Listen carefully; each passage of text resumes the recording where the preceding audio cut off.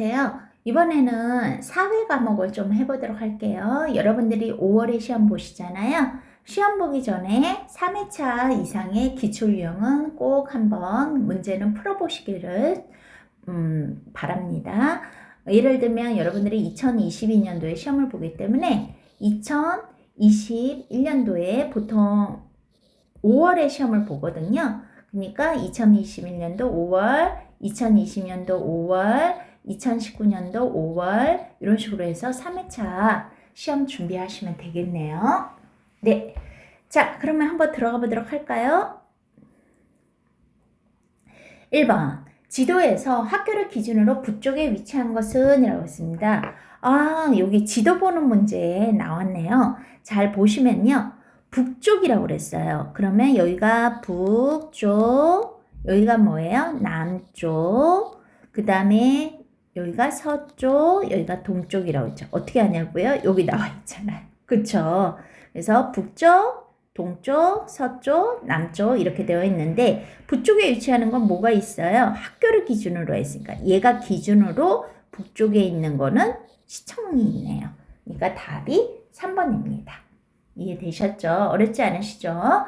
2번, 기업에 들어갈 시설로 알맞지 않은 것은? 기업을 볼까요? 주민 전체의 이익과 생활의 편의를 위해서 국가가 만드는 거예요. 국가가 만드는 거는 무엇이 될까요? 라고 했어요. 뭐래요?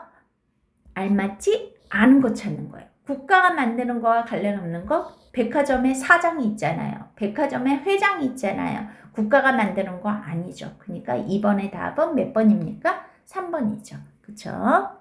어렵지 않으시죠? 3번. 다음 대화에서 알 수 있는 사회현상은 최근 들어 태어나는 아이의 수가 줄어들고 있어요. 라고 했더니 뭐라고 해요? 여러 명 둔 가정에 이런 거 뭐예요? 거기 뭐죠? 아이가 여러 명 있는 집에 혜택을 준다고 얘기했어요. 뭐를 하기 위해서 그런 거가 될까요? 그렇죠. 너무 저출산이잖아요. 아이의 수가 줄어들고 있으니까 아이를 많이 낳는 집에다가 어떻게 해요? 혜택을 주는 거죠. 특히 올해부터 또 거기 뭐죠? 많이 둘째 아이, 셋째 아이에 대한 혜택이 또 생겼더라고요. 첫째 아이도 비롯해서요. 그래서 이것도 여러분들이 주민센터나 구청에서 전화해서 혹시 아이 가지신 분들은 꼭 혜택 받아보세요. 4번 보세요. 다음에서 설명하는 경제활동은? 이라고 얘기했습니다. 벼농사 지어요. 자동차 만들어요. 미용사가 손질해 주는 거예요. 지금 보니까 뭐예요? 벼농사를 짓거나 자동차를 만드는 거는 뭔가를 물건을 생산하는 거죠. 그쵸? 그러니까 답이 몇 번이 될까요? 그쵸? 2번이죠. 미용사가 머리를 손질하는 것도 생산이에요. 서비스를 생산하는 거잖아요. 그쵸? 그 다음 5번 볼게요. 다음에서 설명하는 자연재해는? 이라고 했습니다. 오랫동안 비 안 오는 게 뭐예요? 그쵸? 가뭄이죠. 그래서 5번의 답은 1번입니다. 이렇게 날씨 물어보는 문제도 나옵니다. 그 다음에 6번. 다음에서 설명하는 도시는 우리나라 수도래요. 우리나라 수도. 우리나라 수도는 하나밖에 없잖아요. 그쵸? 서울이죠. 편리한 교통, 넓은 소비시장. 어렵지 않으시죠? 7번 볼게요. 기억에 들어갈 말로 알맞은 것은? 이라고 했습니다.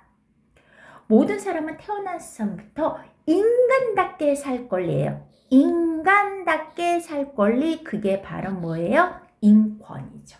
아시겠죠? 인권이, 그래서 나온 말이 인권이 요래서 인권이에요. 그래서 답이 2번입니다. 어렵지 않으시죠? 8번. 다음에서 설명하는 것은 지금 군인이 거기 휴전선 같이 보이는 데에서, 철조망 같은 데에서 보이는 데에서 나라를 지키고 있네요. 뭐예요? 그렇죠. 국방영맹이죠. 그쵸? 그래서 8번의 답은 1번입니다. 그래서 우리나라는 일정 나이에 있는 건강한 성인 남자면 군대에 가야 되겠죠. 그쵸? 9번. 다음에서 설명하는 나라는? 이라고 했습니다. 자, 이게 나중에 중졸이나 고졸 때의 국사부분인데요. 광개토 대왕 나오고 장수왕 나오잖아요. 그러면 여러분들 우리나라 이렇게 지도가 있었을 때 광개토 대왕 장수왕 나오면 이때는 저기 만주까지 다 떨친 뭐예요? 고구려에 해당하는 내용이에요. 그래서 1번 고구려가 됩니다. 근초고왕이라는 말이 나오면 그것은 백제고요. 진흥왕이라는 말이 나오면 그거는 신라입니다. 이렇게 대표적인 고구려, 백제는 여기 있었어요. 신라는 여기 있었고요. 고구려, 백제, 신라의 대표적인 왕들은 조금 외워두셔야 돼요. 그 다음에 그래서 9번의 답은 1번이고요. 10번 볼게요. 다음은 어떤 나라의 문화유산입니까? 여러분 청자하면 기억나세요? 고려청자 들어보셨어요? 그러니까 답이 3번이에요. 조선하면 뭐예요? 도자기 이름이 조선백자 이렇게 외우시는 거예요. 아시겠죠? 자, 그리고 넘어가도록 할게요. 자, 한국사랑 연이어서 계속 나오고 있네요.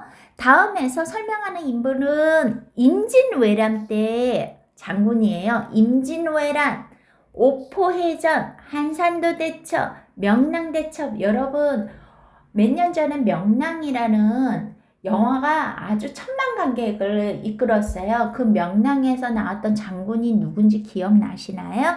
네, 이순신 장군입니다.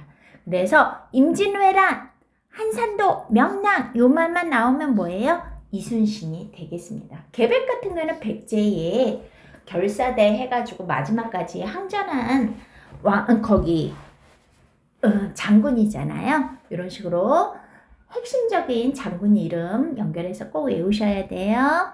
그 다음에 12번 들어가겠습니다. 다음 중 기억에 공통적으로 들어갈 말은 이라고 했습니다. 조선 후기에 한글을 익힌 사람들이 늘어나면서 보급되기 시작했대요. 힌트가 뭐냐면 한글이라고 얘기했어요. 대표적인 게 홍길동전이에요. 홍길동전은 우리나라 최초의 한글 소설이었어요. 홍길동전 이전에는요, 다 한문으로 쓰여졌거든요. 그러면 뭐에 대한 걸까요? 그쵸, 답이 한글 소설입니다. 특히 홍길동전은요, 이 지문 자체가 나중에 중졸 때 시험 문제 엄청 잘 나오는 지문 중에 하나예요. 이건 꼭 알아두셔야 돼요. 그 다음 13번, 역시 한국사 문제죠. 다음에서 설명하는 인물, 자, 여기 잘 보시면요. 손 여기 보세요. 네 번째 손가락이 짧으신 거 보이세요? 원래는 손이 있으면 이렇게 됐잖아요. 아, 이거 너무 짧네요. 이렇게 됐잖아요. 근데 이분은 이 네 번째 손가락이 새끼손가락보다 더 짧아요. 그쵸? 그쵸? 여러분들 그 사진 중에서 이렇게 손을 지장을 찍은 사진이 있는데 이렇게 되어 있는 이렇게 검은색으로 지장을 이렇게 찍은 거가 있을 거예요. 3.1운동 뭐 이런 특별한 해에 티셔츠 팔 때 이런 거 있거든요. 그 대표적인 인물이 바로 안중근입니다. 안중근은 대표적인 뭐예요? 독립운동가죠. 이분은 이토 히로부민을 하얼빈, 그러니까 한마디로 중국의 하얼빈역에서 저격했어요. 그리고 나서 어떻게 해요? 끝까지 그 일본을 비판하면서 결국에는 옥사를 하게 됐죠. 이제 거기 사형을 받아서 옥사를 하게 되는데요. 굉장히 이런 분들이 있기 때문에 지금의 한국이 있었겠죠. 그래서 답이 몇 번입니까? 3번입니다. 네. 원래 이 모습 같은 경우에도요, 제가 이제 한국사 관련 책을 읽었을 때 그런 얘기가 있더라고요. 일제가, 굉장히 이분이 감옥에 들어가기 전에 모습을 보면요, 굉장히 훤칠하고 기계가 있고 기품이 있어 보이는 건데, 일부러 범죄자처럼 보이게 하려고 약간 뭐 그런 식으로 이제 감옥에서 사진 찍을 때 이런 식으로 표현을 이렇게 하기도 했다고 그러더라고요. 좀 그리고 유관순도 실제로는 굉장히 예쁘장한 소녀인데 실컷 고문받고 얻어 맞아서 어떻게 돼요? 우리가 알고 있는 유관순의 얼굴은 좀 부은 얼굴이 일하잖아요. 그래서 일제의 아주 사악한 면을 좀 볼 수가 있죠. 그 다음에 14번 들어가도록 하겠습니다. 14번에 들어가면요. 1980년 5월 광주. 그러면 여러분 민주화 뭐가 생각나세요? 그쵸? 5.18 민주화 운동. 5월 18일 날 이루어진 거죠. 어렵지 않으시죠? 그 다음에 15번 보겠습니다. 다음에서 설명하는 선거의 기본 법칙은 이라고 있습니다. 다른 사람을 알 수 없게 하는 거. 비밀이잖아요. 그게 답이 2번입니다. 그래서 지금은 이 비밀선거가 당연시 여겨졌었지만 예전에는 요거를 다 알 수 있도록 하기도 하고 또 이제 표를 돈으로도 사기도 하고 돈 선거 많이 하기도 하고 심지어는 그 투표자 수보다 그 투표함에 그 선거 투표 용지가 더 많았다고 그런 일이 부정선거가 비일비재했었다고 그러죠.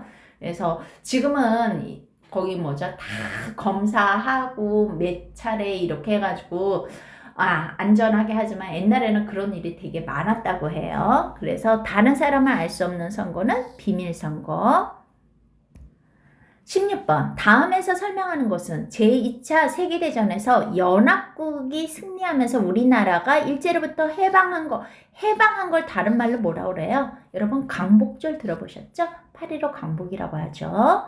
자, 어렵지 않으시죠? 17번부터는 경제에 관한 부분이에요. 다음 중 기업과 니은에 들어간 말로 올바르게 짝지어진 것은 이라고 했습니다. 무역을 할 때 우리나라 물건을 어떻게 해요? 우리나라 물건은 다른 나라에 파는 거. 그거는 그러면 뭐가 될까요? 무역을 할 때 다른 나라 물건은 우리나라에 사오는 거. 그거는 무엇을 의미할까요? 사오는 거는 수입. 파는 거는 수출. 그러니까 답이 몇 번이에요? 4번. 이해되셨죠? 18번. 다음에서 설명하는 대륙은 우리나라가 속해 있는 대륙. 우리나라는 무슨 대륙? 그쵸? 아시아 대륙이 되겠죠. 그래서 18번의 답은 2번. 이렇게 되는 거죠. 그러면 오스트레일리아나 뉴질랜드가 있는 데는 어디예요? 그쵸? 오세아니아. 그러면 프랑스나 독일이나 영국이나 이런 데가 있는 거는요? 그쵸? 유럽이 되겠죠. 그리고 여러분들 이제 거기 뭐죠? 많은 유럽인들의 착취의 대상이 됐던 남아프리카 공화국이라든지 뭐 이집트라든지 이런 나라가 있는 데는요? 아프리카. 이렇게 챙기시면 되겠죠? 지리 부분이네요. 그 다음에 19번. 다음에서 설명하는 나라는 우리나라 동쪽에 있다고 그랬어요. 자, 우리나라가 있으면 아까 동서남북 했을 때 죄송합니다. 잘못 썼네요. 여기가 동해, 서해, 북쪽이 있고요. 북한이 있고요. 남쪽이에요. 우리나라 동쪽에 여기 위치해 있고요. 대부분이 산지이며 하산이 많고 온천이 발달됐네요. 여러분 온천이 발달됐고요. 하산도 많아요.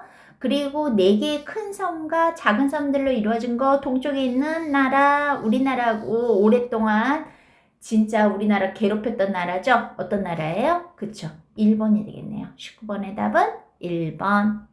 20번 보겠습니다. 다음에서 설명하는 거 요거 많이 보시던 마크라고 생각하시는 분들은 금방 맞추실 거예요.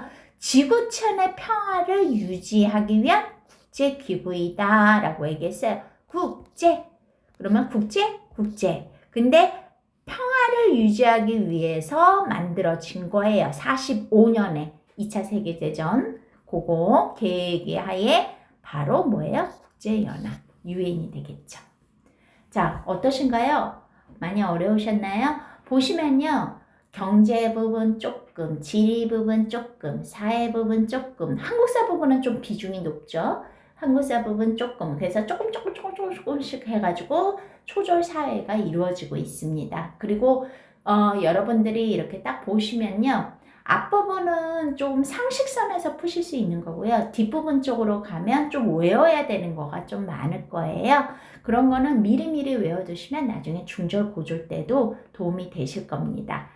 특히나 고졸 가기 전에는 한국사는 전체적으로 한 번은 훑어주시는 게 편하실 거예요. 왜냐면 한국사라는 과목 자체가 따로 빠지니까요. 네, 고생하셨고요. 5월에 시험 잘 보시길 바랍니다.